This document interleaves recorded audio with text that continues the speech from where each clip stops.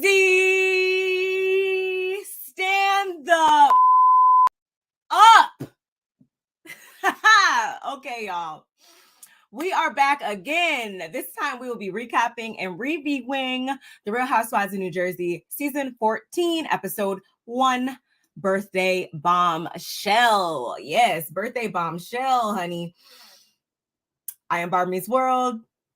You already know that, though, if you are a subscriber. And if you're not a subscriber, I don't know what you're doing, but hit that subscription button below. And while y'all are at it, go ahead, hit the like button as well. It helps me and my channel in terms of the algorithm. It helps me attract new subscribers such as yourself. And also, when this video is over with, why don't you drop down in the comments? I would love to know your opinions, your thoughts, your feedback, your critiques, all of the above on my commentary as well as the episode. And last but not least, share me with all of your folks and let's get into it. But before we do that, actually, one more thing, y'all. One more thing. I just need to give y'all a quick disclaimer. Two things. One, just because your girl is from Jersey does not mean that this particular group of women represent moi. No. I'm from a whole different pocket of Jersey, a whole other different pocket of people. Let's just say that right there. I am excited, though, to be reviewing the show. Number two, I know that this is another show that suffers from a great big old divide. And because of that, I know a lot of people have their favorites. They have their people they go up for. But me right here, yeah, I'm team nobody.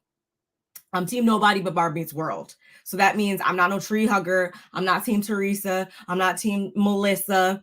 I have the people I like and don't really care for as much on the cast, just like I'm sure you guys do as well.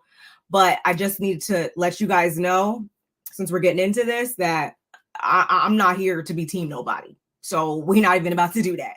Okay, let's get into it. So this episode started off with very ominous music. You know, it's very much like a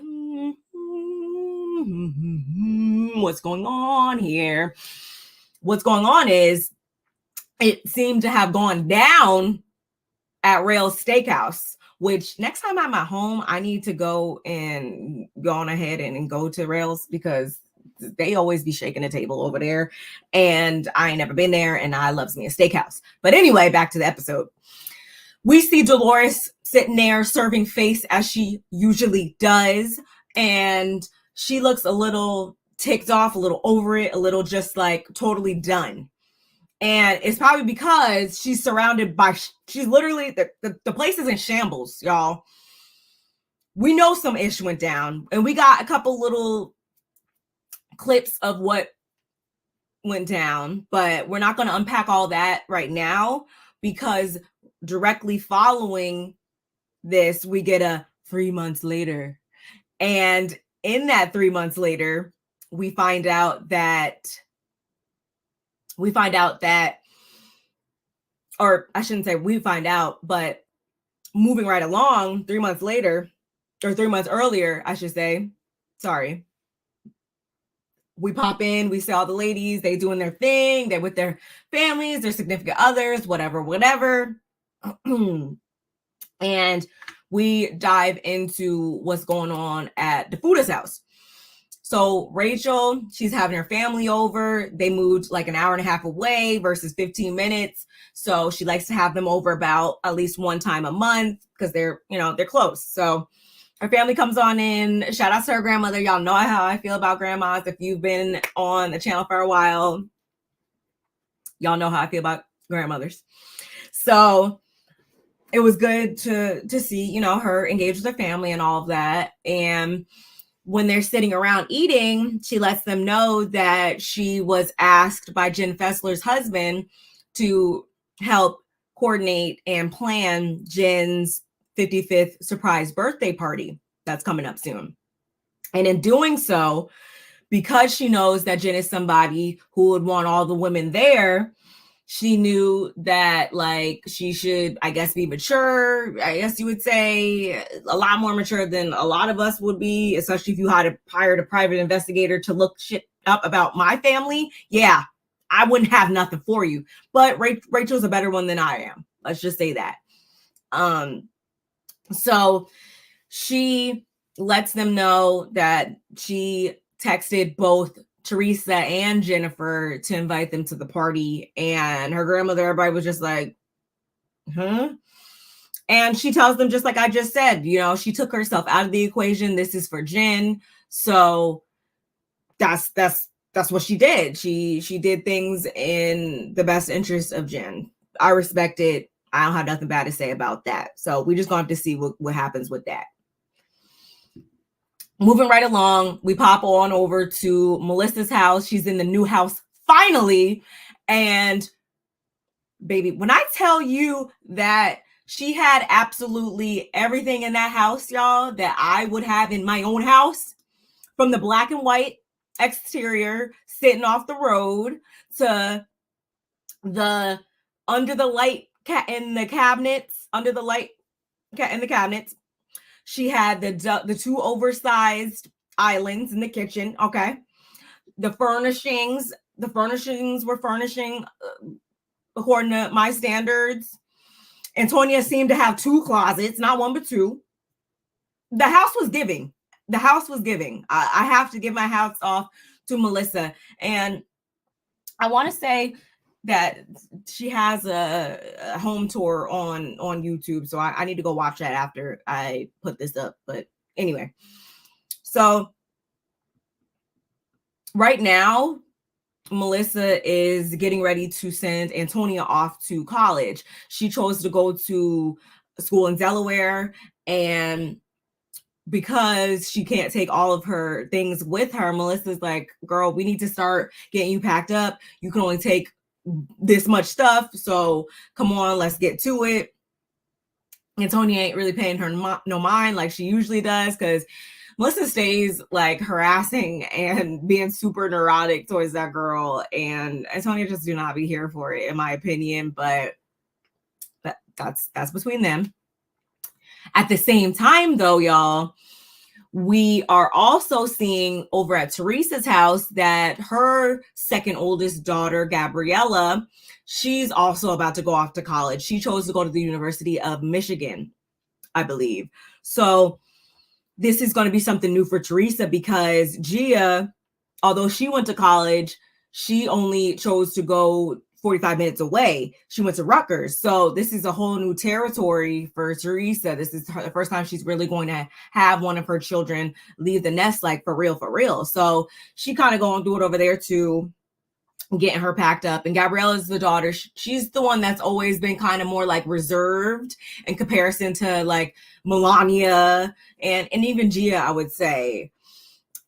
So I wasn't really surprised that she chose to go kind of like farther away. Like, I don't really think she's going to miss these cameras being in her face every day, all day, or anything like that. So going back on over to Melissa's house, she's also now talking to Joe about the upcoming party as well. Of course, they need to make mention. It's the first time one side is bringing up the other side, is bringing up that side. So Melissa's telling him like, hey, yeah, you know, like, both Teresa and Jennifer are going to be at this party coming up, and it's the first time they're going to all be in the same space, of course. So we don't know what's going to happen, right?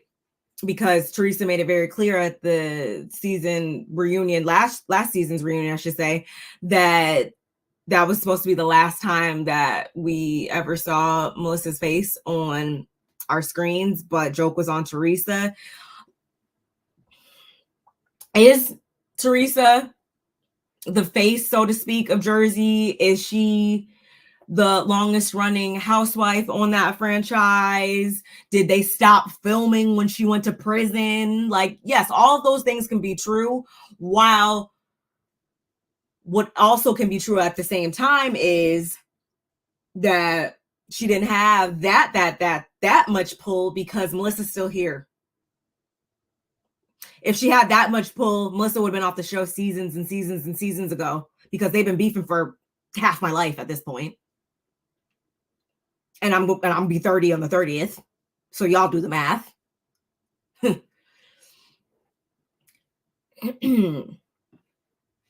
So I just had to gather Teresa real quick on that note. Moving on. Also over at Teresa's house, after that moment with Gabriella packing and all that, then they all go downstairs. Didn't see Gia, but all the other kids seem to be there, and they're all eating, because if there's anything that Teresa can do, it's she can cook. So they eat, and then she breaks out the freaking wedding photo album, because that just came in. So we need to look and see how just in love she is. Oh my gosh, she's the man of my dreams. Yes. Oh my goodness.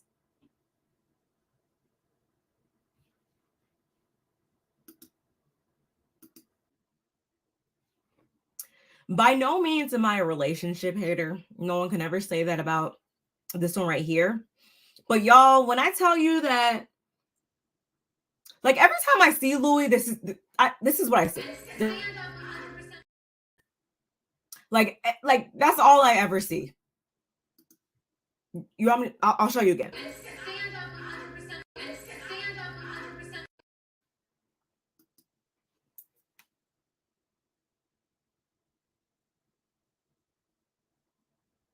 Just weird. Like, I just see weirdo. I just see weirdo through and through. But Teresa likes it.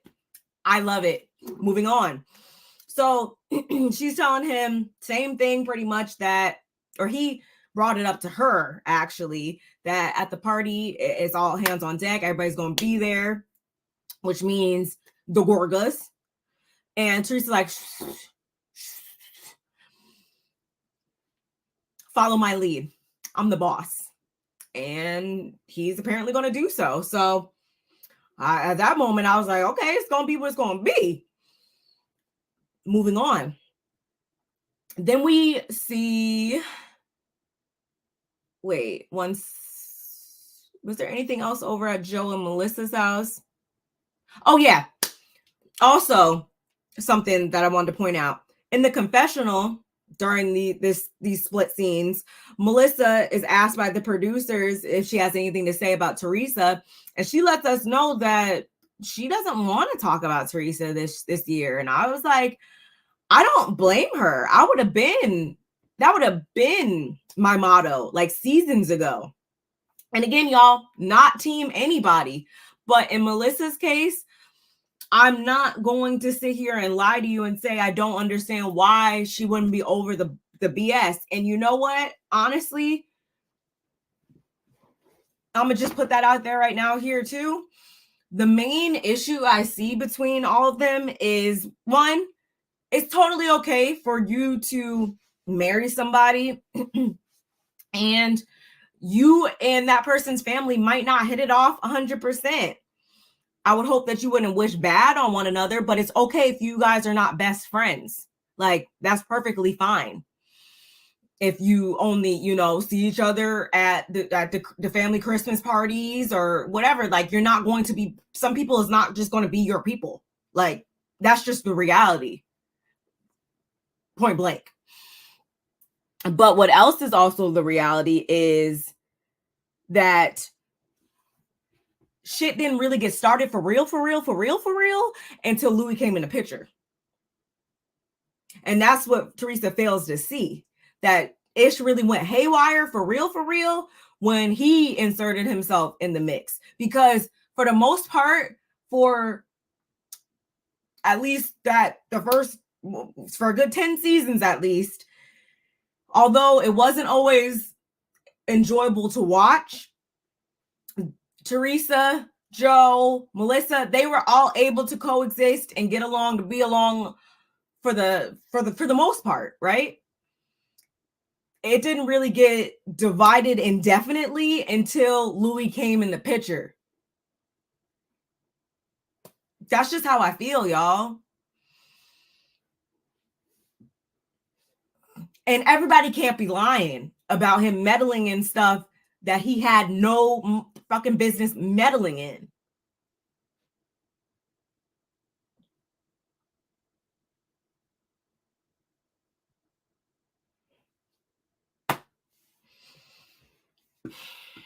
Moving on.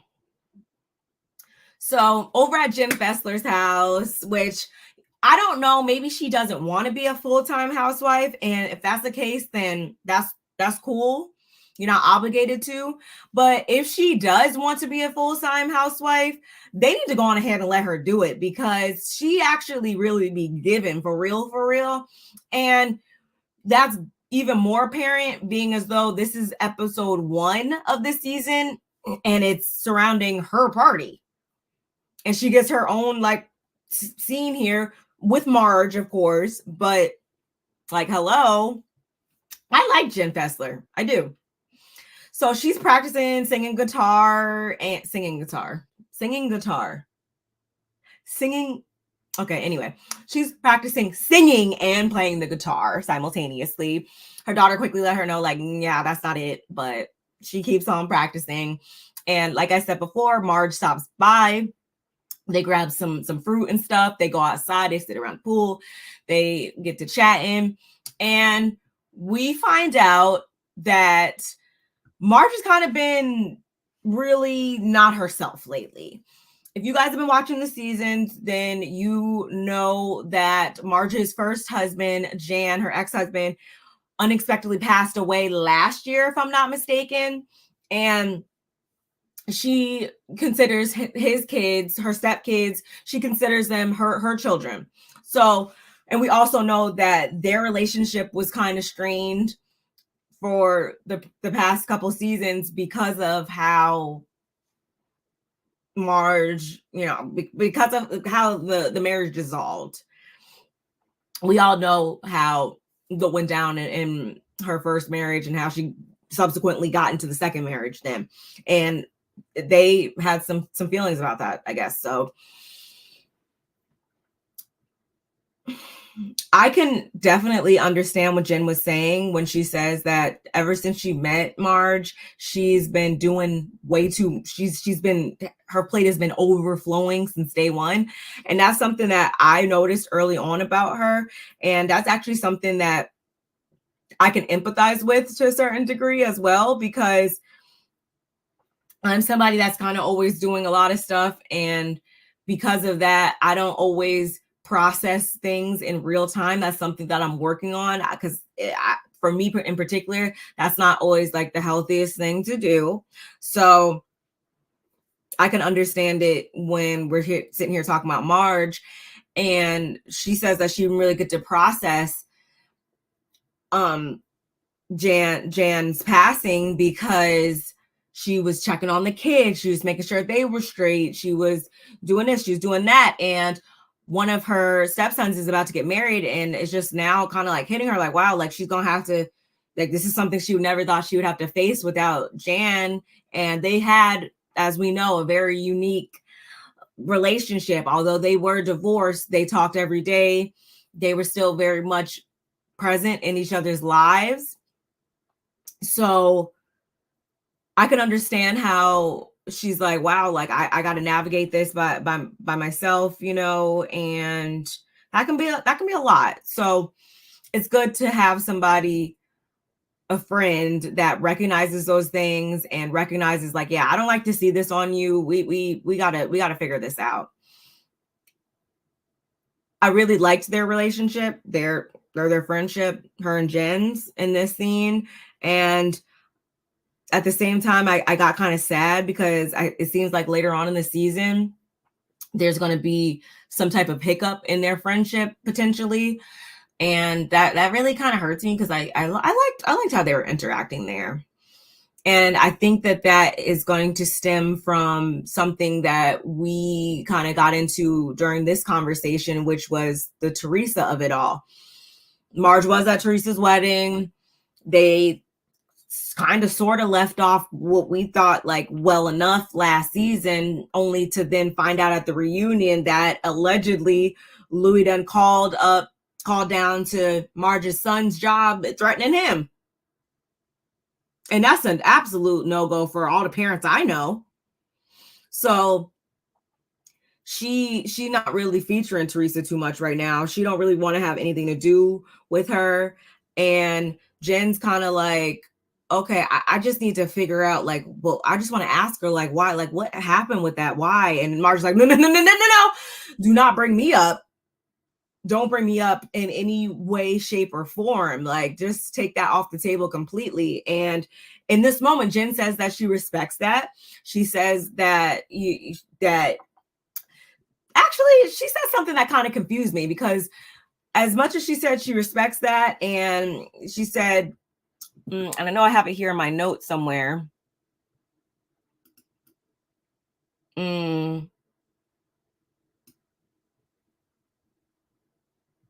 Where is it? Marge also let it be known that Teresa is officially deceased to her, because all kind of last season's reunion was okay. Oh yeah. So I got a bit confused, because like in the same breath, Jen, be quiet, Alexa. Jen said something to the effect of like, well, when everything went down, you said you were never going to see them again. Them being Teresa and Louis, I guess, right? But then she also said at the same time that she also said that she would then not see them again also. So I'm kind of confused then as to why they were at the party, if that's the case. If Marge is saying they X off her list, and you said that you admitted that you had agreed and said that then they're going to be X'd off your list as well, then why were they at the party then? Maybe you guys can clarify that for me in the comments. But as you saw, I wrote that down in my notes because it kind of confused the heck out of me. Moving along. So then we get a double dinner date with Dolores, Paulie, and Teresa and Louis. And I actually saw this sneak peek prior to this episode airing. And I'm just like, this is, I don't dislike Dolores, y'all, but since this is my first time discussing Jersey, let me just say, I kind of don't like understand her purpose at the same time. I get it. She's Switzerland. Okay, understood. But it honestly always strikes me as though Dolores is kind of just, it kind of seems like she don't really have much going on for herself unless like there's a man in the picture. And then when that man's in the picture, it's like her life kind of just molds around him completely, and his commitment to her or whatever. Like, what is her thing? Like, what is her? She looks amazing. Like, Dolores is definitely, she's up there with the most banging housewives, if I have to be 100% with y'all. I know a lot of people call her Black Dolores and all that. Like mama's got it, but I just don't really know past her looks. Like what is her, like what's Dolores's thing? Like what's up with Dolores? Like for real. Like, anyway, but in this scene, they sit down to eat. Everything is everything. Also, someone on Twitter had pointed out how Dolores has Frank in her tag photo. And on one hand, I'm like, and on the other hand, I'm like, yeah, like I get it, but I don't, but I get it, but I don't. And it's like, I get it because, or I get it because Frank has always been in the picture, you know, like her and Paulie, first of all, he's still married. Like, you're still married, sir. And this is the same person who had such an issue with, or putting his foot down when it comes to her and Frank's relationship or whatever. But the whole time you've still been married for the past 10 years, although you've been separated from your wife for 10 years, but you guys are still legally married. Make that make sense for me. Okay, on one. And then on the other hand, I'm like, I don't get it, because it's also like, okay, well, if this is your guy, then why is he it's kind of, Dolores, that's what I mean. She's kind of like confusing too. But again, I'm kind of confused also why how Pauly gets super sick from Italian food because, like, honey, like, my life would just stop. Like, there's like 3 things. If I can't eat Italian, if I can't eat seafood, like, those are like 2 things for real, y'all, that if I could not eat, I don't know what I would do. That would really impact the F out of my life. So, oh well, I guess Pauly keep eating whatever he eats. But Dolores is like, I don't even know. Like, how do you get sick from meatballs? Or how do meatballs kill you? Like, I don't even know what else to cook. Like, is it a red sauce? Is it a garlic? Like, what is it? I don't know. Nonetheless, so Louis then asks Pauly when he's gonna put a ring on it. Ugh, whatever. I don't even care, because it's like, at the end of the day, you're still married. So who even cares?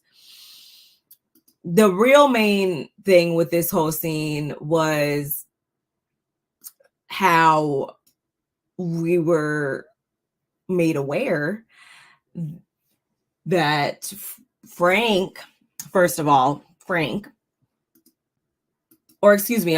Frank, Dolores asked Louis if he's going to be at Jen's surprise party. And Louis like, yeah, I'll be there, yada, yada.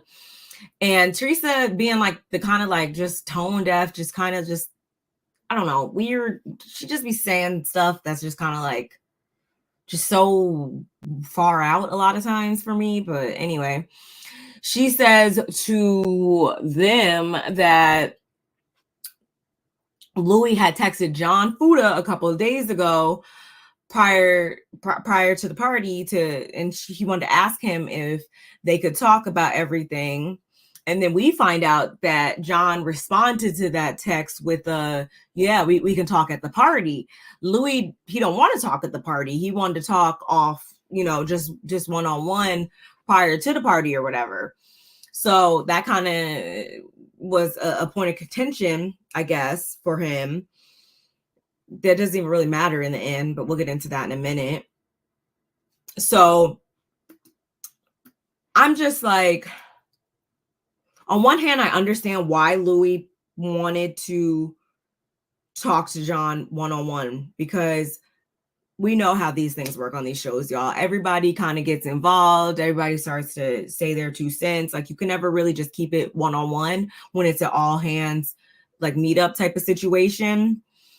And then I also think it's like angel devil. That's like the angel. The devil over here is saying, no, Louis, you just wanted to do one-on-one so you could try to like say some BS and not get called out by so many watching eyes.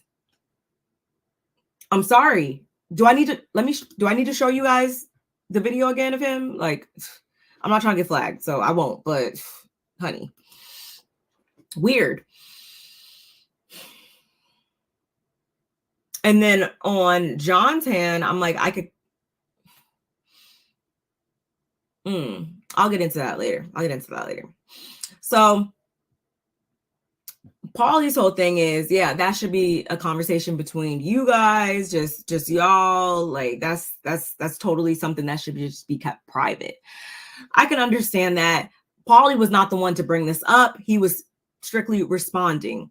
And it's seeming as though in this moment he's kind of siding with Louis, although I think that he was trying to be objective, but it was definitely coming off to some people as though he was being subjective later on. Teresa lets us know that she has nothing for Joe and Melissa. She'll greet everybody else, but as far as Joe and Melissa, she has nothing for them. Are we surprised there? No. And we also find, this is what I want to say about Frank. And we kind of touched on this I didn't review it, but we touched on this during last season's reunion. And it went something like, we know that Frank Jr., whatever, he was working with Louis. Then we found out that he was no longer working with Louis, although we don't know the specific circumstances of why he stopped working with Louis, whatever. And apparently Frank revealed to Louis, Teresa, whoever, that last season, leading up to the reunion, everybody on that side of things decided to meet up prior to the reunion to kind of get their story straight, to kind of get things in order for how they were going to tackle the beast at the reunion, the beast being kind of like Louis, I guess. And Frank told them this, which kind of then still makes Frank look a little weird. And we didn't see Frank in this season. I did see him again in that photo, so I know we're going to see him during the season, but we didn't see him during this episode, I should say. So he couldn't speak to the truth behind any of that. But again, I'm still like, why did Frankie stop working? Frank, what was the incentive of what was your incentive for telling Louis this? And like, I guess you guys are back on good terms now, which, okay, cool, whatever, that's between y'all. But on one hand, also, I can understand how on a lot of these shows we've heard that sometimes they do get together before the reunion airs or whatever, or before they film the reunion to kind of like talk about stuff or whatever. So it's kind of like an innocent thing for a lot of different casts on these shows to do. But on the other hand, being as though there is such a great divide, since there is such bad blood between some of these individuals on this cast, I could also see how that's mad shady. So again, we have that missing component though, and I wish Frank was in this episode so he could kind of speak to that too, because I'm like, so what is the real story behind all of that? And Teresa also is even more sure that this definitely happened, how I'm saying it happened, because Jen also said at the reunion, who was it that said that they heard her saying it? Who was it? Oh, Danielle. Danielle told Teresa that she heard Jen say, like, or she called out the other group for not executing the plan correctly. Paulie also said that he heard it too, in so many words. But at the same time, I'm like, Paulie, I get that you're probably going about things with innocent intentions, I want to say. I mean, I assume, but I'm like, at the same time, did you forget who you are shacking up with here? Dolores being Switzerland, you better be on your Switzerland-ish too. I know you from freaking Ireland, but you need to be from Switzerland today, buddy. You need to be from Switzerland today, because you saying a little much and it's going to be used against you. Just watch. And it was later on during this episode. It was giving kind of like Jersey Boys 2.0. And I'm just like, I don't see it for Louis, y'all. I'm sorry. I don't. I really don't. Moving along. It's now time for the party. Everything came together very well from what I saw. We got Rachel over here. She shows up first, as she should, since she helped plan it and all. Again, everything looked good. Teresa and Jennifer, they're riding together, of course, because they're two peas in a pod. Louis actually didn't make it to the party because he had some last minute business to do in Florida. Oh, go figure. And Bill was in surgery. So, of course, they're talking about like, what's this going to be? Like, we're going to have to see, right? And then all the ladies start coming in to the party at the same time. And Jennifer in the car brings up how she heard a rumor about John Fuda and something that rhymes with Bilbo. And, yeah. And I didn't watch any of like the interviews, or I wasn't really following the blogs on these things too much. So I don't know all of the details about what was said, but I know that was the rumor, along with the fact that he was the biggest street pharmacist in Bergen County, apparently. These are the rumors, right? Whatever. Fast forward, inside the party, not Melissa grabbing Dolores's booty. I was like, oh my goodness. Okay. So, and Dolores, I want to say she did say something about Paulie being married too, because Melissa asked, like, so when you guys get engaged or whatever. I'm like, can y'all, I want them to stop bringing that up, because again, I'm mostly looking at Paulie like, you don't be a, what was his name? David. Don't be a David number 2. Y'all. But honestly though, and I'm gonna, what time and date is it? It's the 7th, right? Or it's the 8th. Wednesday, May 8th, 2024 at, it is 8:48 p.m. Pacific Standard Time. Mark my words, y'all. I say Paulie is going to propose to Dolores at the reunion.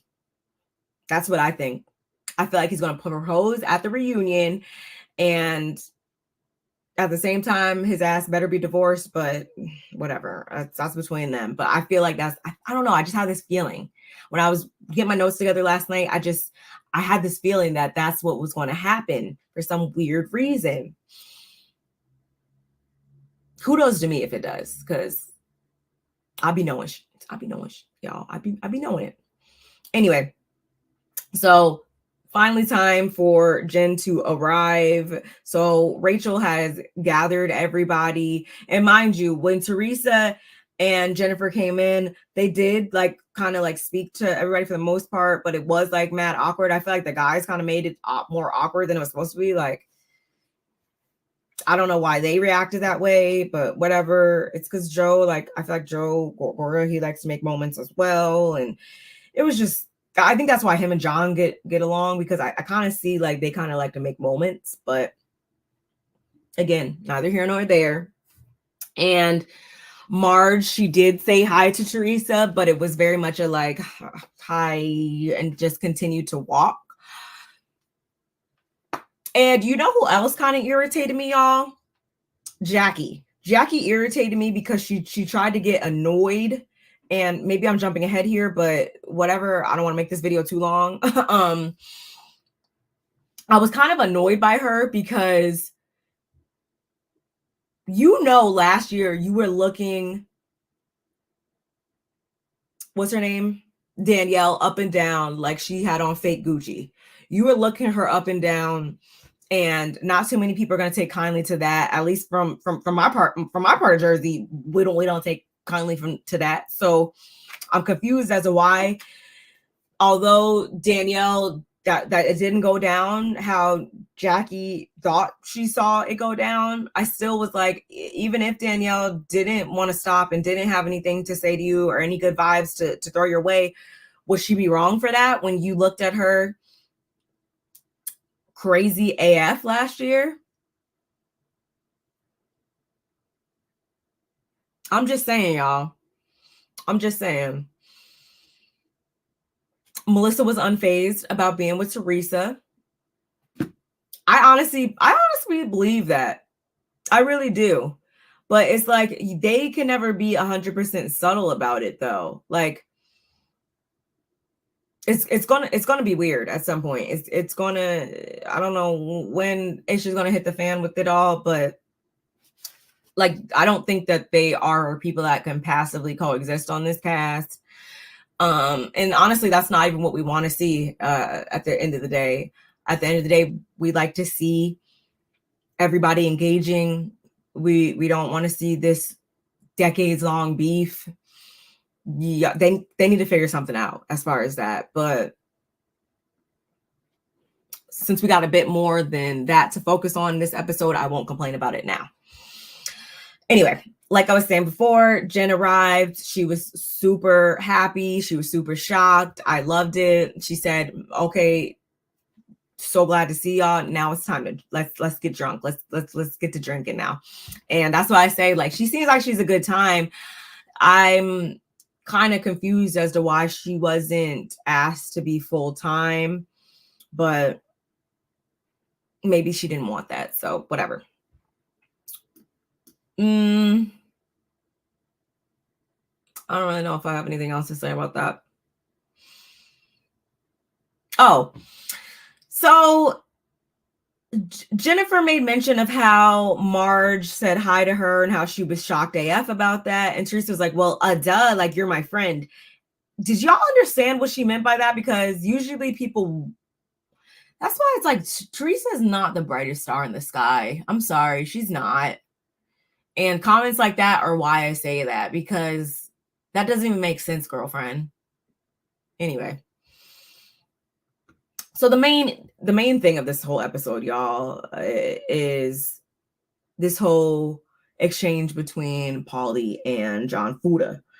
So it was freaking Joe Gorga that got it started in particular, because he asked Paulie like, oh, like what's up with your guy or whatever. I don't remember exactly what he said, but it's like as soon as he said that, I was just like 3, 2, 1. And mind you, that was right after Dolores was talking about like, oh, look at the guys, they're all getting along very well. I love to see it. Ooh, great.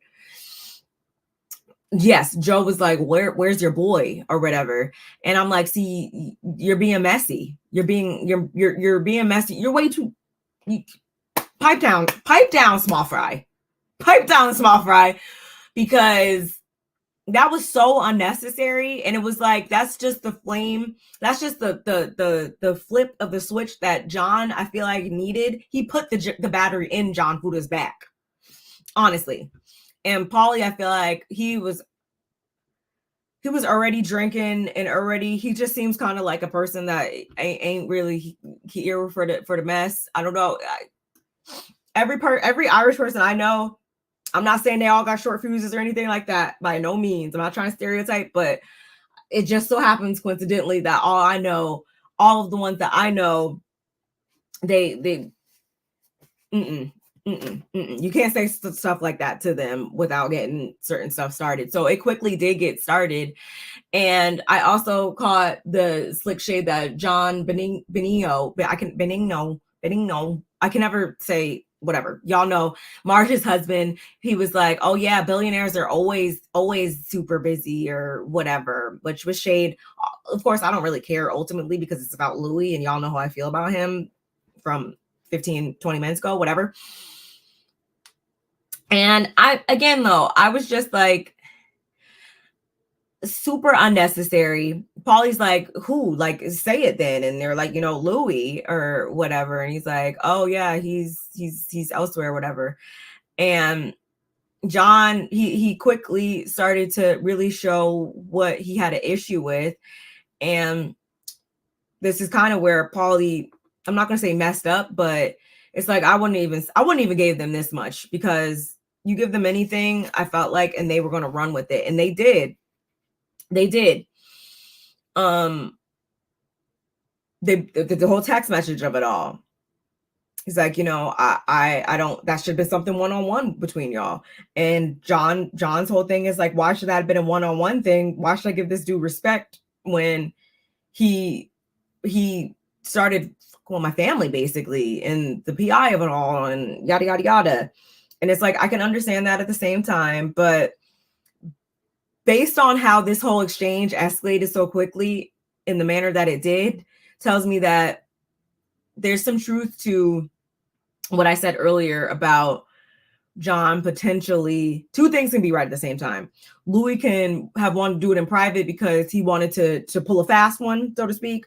And John also could have wanted to speak in front of everybody for this exact reason, for the Joe Gorgas and the Joe, other Joe, for him to chime in and for them to kind of also dogpile and say their parts and stuff like that. I didn't agree with how it all went down, but again, nonetheless, Paulie wasn't about to go down without saying what he had to say. So as soon as curse words got thrown in the mix, Dolores was like, okay, see, yeah, my dad always told me know where the exits are, and it's time to get the okay. And I don't blame her for that. I hope this isn't going to create a big issue with the guys, because on this particular cast, y'all know that the guys do make up a large part of the cast. They are the only franchise that the husbands get paid on, if I'm not mistaken. That's always what I've heard. So I don't want to see like any weirdness between them or anything like that. Honestly, we Louis can just stay gone. Like, he really could. And if Paulie wants to be so buddy with him, he can go with him too. Bring Frank, and we could just have, like I said before, a Jersey Boys 1.0 and a Jersey Boys 2.0.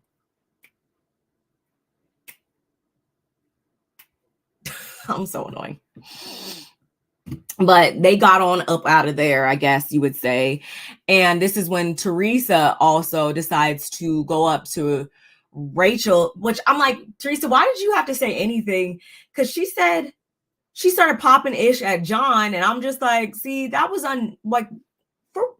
why though? Like, what was the reason?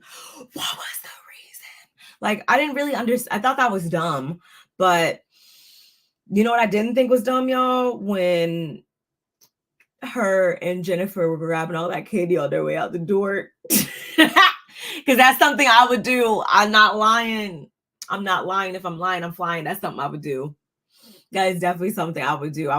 Give me all the candy on my way out, because this party, I'm taking all this candy. Like, that's definitely something I would do. I can't even lie about it. Biggest drug dealer in Bergen County. It was just a lot of unnecessary banter back and forth at this part. And I think it was a lot of people trying to flex their egos, but nonetheless, Jersey, it definitely puts me in another thinking space from the other franchises that I review. You know, I review Atlanta, Salt Lake City, New York, Dubai. I think I might review Miami next season. Was reviewing Potomac, but that is currently on pause for me. And yeah, so I found this really interesting. This first episode put me in a different thinking space. Definitely hit different. So y'all let me know what you guys think of this recap review of season 14, episode 1 of The Real Housewives of New Jersey, y'all. And don't forget to like the video and subscribe and share and comment and all those things. And I will see you in the next one. Bye.